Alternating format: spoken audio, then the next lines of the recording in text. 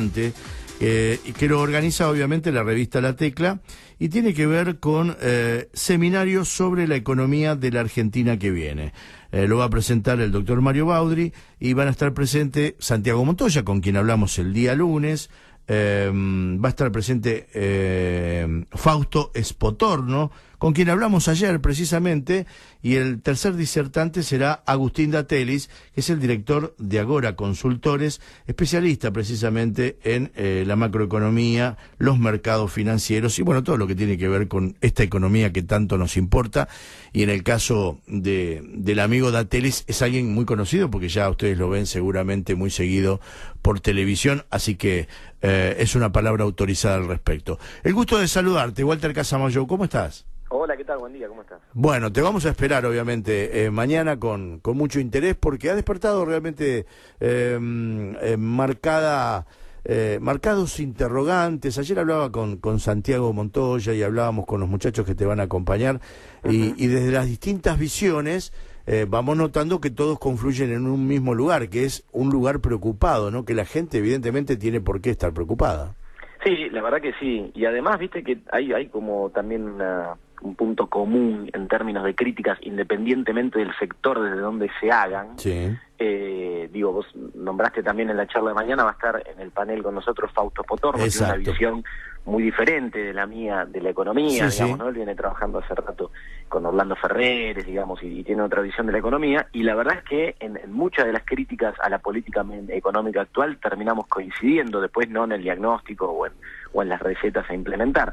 Pero ¿por qué ocurre eso? Porque la descoordinación y el desmanejo en materia de política económica que viene mostrando el gobierno en el último tiempo es alarmante, digamos. Entonces, por eso que se da ese punto de convergencia en términos de crítica, y por eso esta situación de preocupación que vos marcás compartida, que tiene que ver con un escenario que, bueno, claramente es para preocuparse y mucho hacia dónde está yendo. El gobierno, condujo a la economía a una situación de fragilidad que permitió que ocurra una crisis de las características de la que tuvimos hasta hace unos días atrás en el mercado cambiario, que lejos está de haberse sorteado, como el gobierno intenta tratar de instalar, sino todo lo contrario. Lo que se hicieron fueron armar algunos parches de manera muy manipulada para tratar de patear la pelota para adelante, para tratar de ganar tiempo, y la verdad es que se va ganando cada vez más fragilidad, se van tornando cada vez más profundos los problemas que condujeron a esto, lejos de abordarse o solucionarse. Por eso la preocupación, porque estamos yendo indefectiblemente a una situación de crisis peor que la que vivimos durante estos días si seguimos por este camino, ¿no? Sí, lo noté preocupado realmente al colega, que obviamente tiene otra visión distinta a la tuya, pero sí está preocupado. Es más, habló de 2 años y pico de haber perdido demasiado tiempo y que ahora es difícil recomponer la situación, cosa que, si lo dice alguien que indudablemente mantiene determinada doctrina o ideología muy parecida a la del gobierno, bueno, esto también obviamente da un marco de que la situación es muy delicada, ¿no? Sí, tal cual. Lo que pasa es que la crítica a lo que no se hizo o se debería haber hecho durante estos últimos 2 años, ahí sí que no coincidimos, digamos, porque la visión que tiene en el caso de Fausto y muchos otros economistas es que lo que habría que haber implementado es una política de shock más mucho severa, más fuerte, claro, más severa, y claro, que eso no se hizo y que por eso se condujo a estos problemas, culpa del supuesto gradualismo. Digamos. Sí, la visión que yo tengo es diferente. Digamos. Ni gradualismo.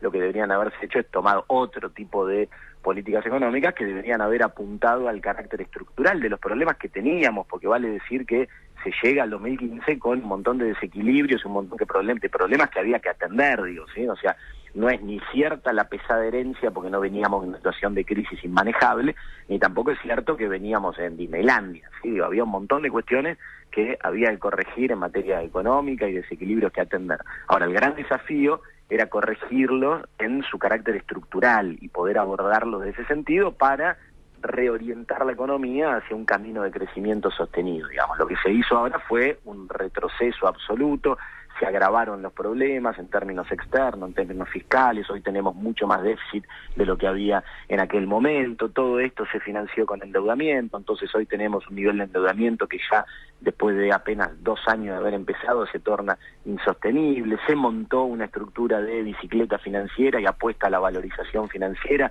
en detrimento de lo productivo, de la industria nacional, se debilitó el mercado interno, se modificó la estructura tributaria favoreciendo la rentabilidad de sectores muy concentrados y perjudicando en términos distributivos a la economía y conduciendo a una situación de regresividad en materia distributiva muy grande. Digamos, o sea, creo que muchos son los errores que se tomaron y por eso yo no pongo el foco del análisis en esta discusión shock o gradualismo, porque además esa discusión es tramposa, porque nos conduce a creer que la única alternativa era la alternativa de un ajuste por el lado del gasto y la discusión tendría que haberse hecho rápido o lento, y la verdad que no es ahí donde hay que poner el foco, sino que hay que ponerlo en el frente fiscal del lado de los ingresos, en el frente externo desde las cuestiones estructurales que tienen que ver con el mercado cambiario, con el comercio, con el turismo, con la fuga de capitales, y con el aspecto regulatorio y con el aspecto productivo, que son todas cuestiones que este gobierno abandonó completamente. Abandonó no, digamos, intencionalmente modificó y dejó supuestamente liberadas a las fuerzas del mercado, porque bueno, atrás de eso también hay que entender que hay grandes negocios, ¿no? Totalmente. Ahora, vos sabés que hablábamos con Matías Tombolini el jueves pasado y jugábamos con algo, lo llevamos al terreno futbolero, ¿no? Él es muy hincha de Boca, inclusive con Santiago Montoya también acompañamos el terreno del deporte y decíamos... De Belgrano, Santiago. De Belgrano, hincha fanático. Y yo de River. Ah, vos sos de River y aparte sos muy futbolero. Y coincidíamos entre los tres de que evidentemente hacíamos esta figura, ¿no? Ir al Fondo Monetario Internacional es como que un equipo de fútbol gerencie, ¿no? El fútbol para que en definitiva ahora te lo empiecen a manejar otros.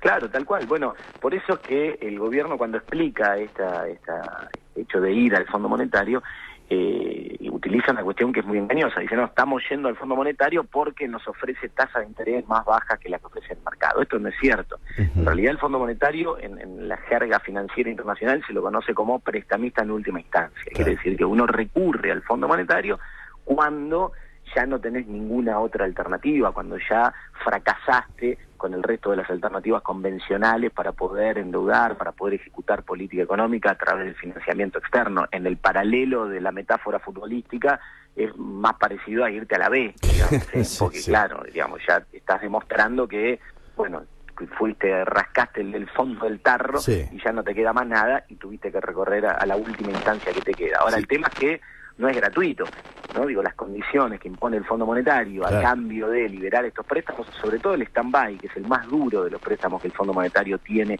al alcance de los países socios. Hay otras líneas, como la línea de crédito flexible u otras intermedias, a las cuales la Argentina no accede porque no cumple con ningún requisito. Tiene que ir en busca de la stand-by, que es la más dura de todas. Bueno, a cambio de eso vienen exigencias muy fuertes en materia de ajuste fiscal, en materia de ajuste del sector externo, lo cual puede implicar una devaluación todavía más fuerte de la que ya vivimos en el peso, digamos, con el impacto que eso tiene sobre el debilitamiento del mercado interno. Digamos, la situación además es muy delicada, porque estamos con una economía con una inflación muy alta y sostenida, persistente, que no logra frenarse. Entonces, el escenario es muy delicado, la aparición del fondo yo creo que complica aún más las cosas y lo que hace es, de nuevo, patear la pelota para adelante, ganar tiempo. ¿Por qué? Porque los problemas de fondo que tienen que ver con la restricción de divisas que hoy tiene la economía no se atienden.